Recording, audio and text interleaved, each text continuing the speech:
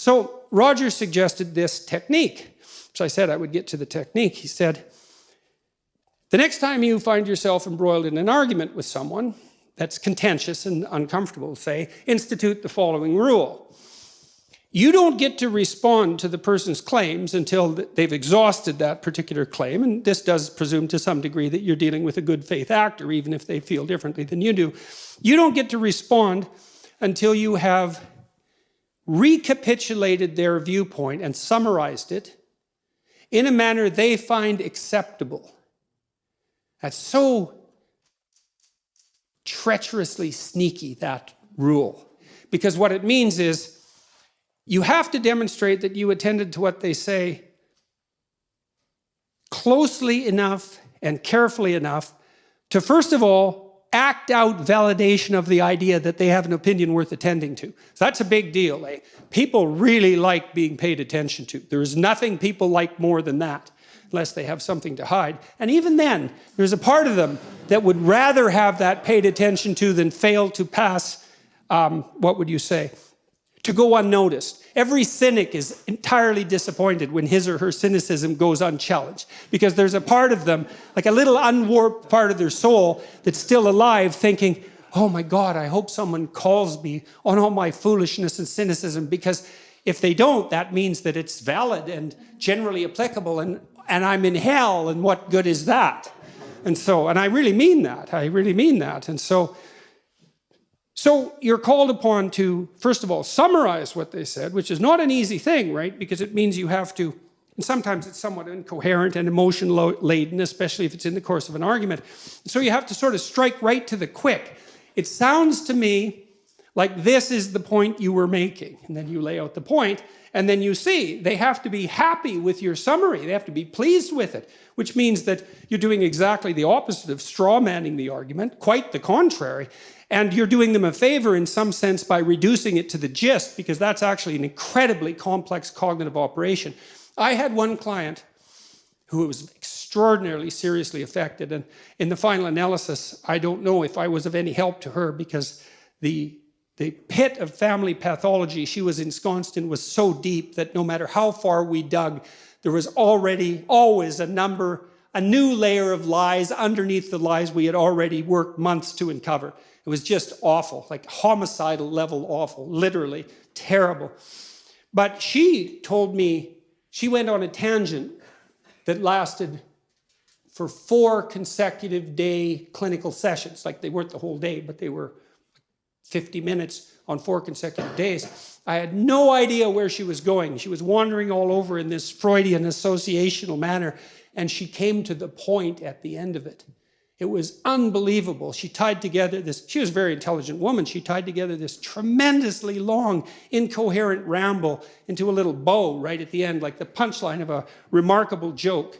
And she had extracted, in some sense, the gist of what she was saying as a consequence of the circumambulation, the wandering through all this territory. And when you listen to someone very, very carefully, and especially if they express themselves for a while, and you say to them, well, it sounds to me like this is what you're saying.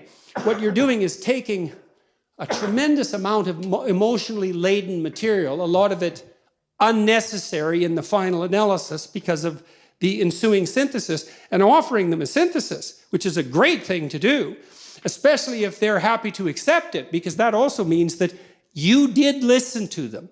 So you signified that they were worth attending to, and then you listened to them enough to actually understand what they were saying, to try to understand it, and then you did understand it. And then they're way happier with you, even if you're arguing with them, because at least now they know they can rely on you to be a reliable listener, and that you're not trying to, you know how it is when you're arguing with someone, there's a part of you that really wants to win. It's like, I'm right, you're stupid and wrong.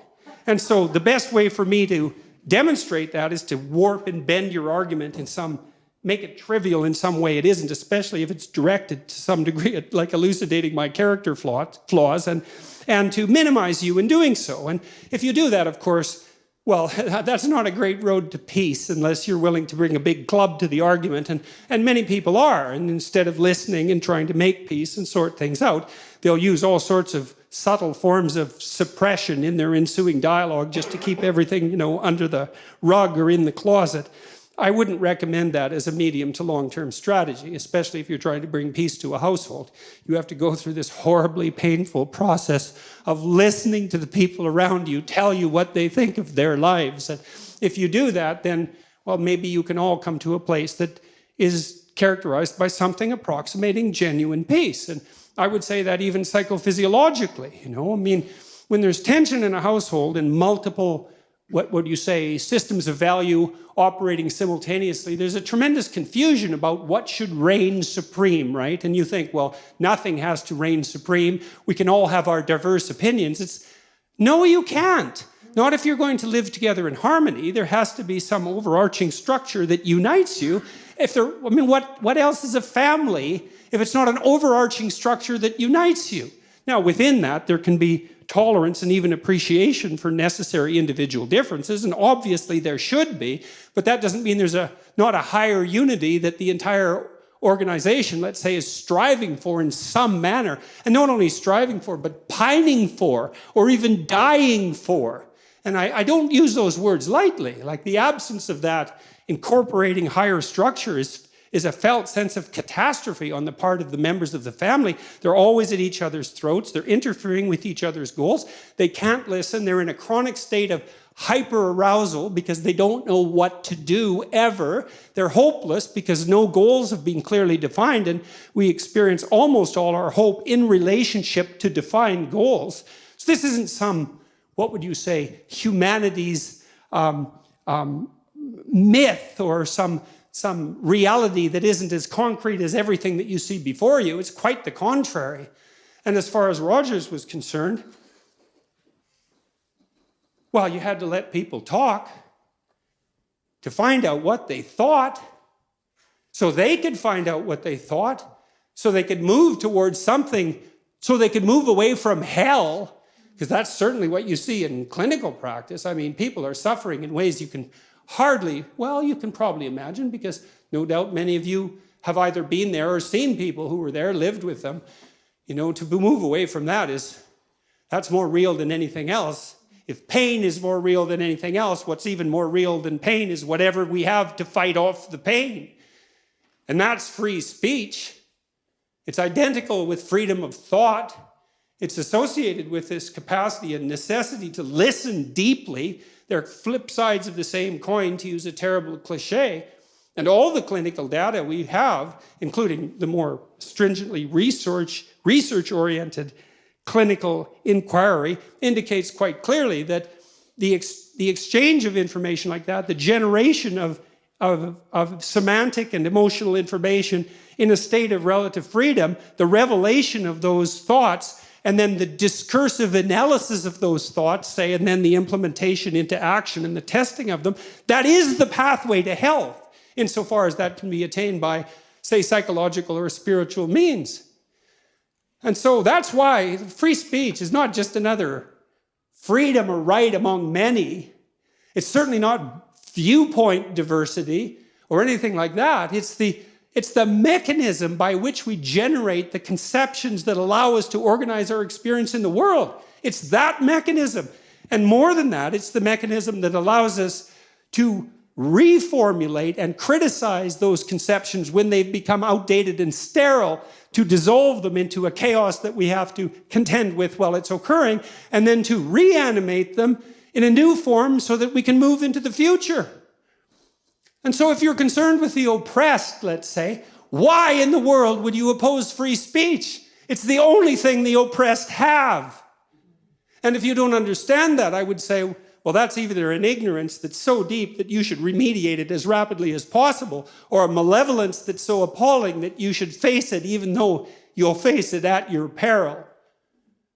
And so you come to a university like this that's been a bastion of free speech, in a country that's been a bastion of free speech and a light unto the world in that regard for 1,000 years, and all due credit to all of you for that. It's like, don't forget this. This is the fundamental thing. Say, the entire Judeo-Christian enterprise to this date has been an attempt, in some sense, to elevate to the highest place the notion of the divine redemptive word. And there's no truth that's deeper than that. And that's that. So Thank you very much.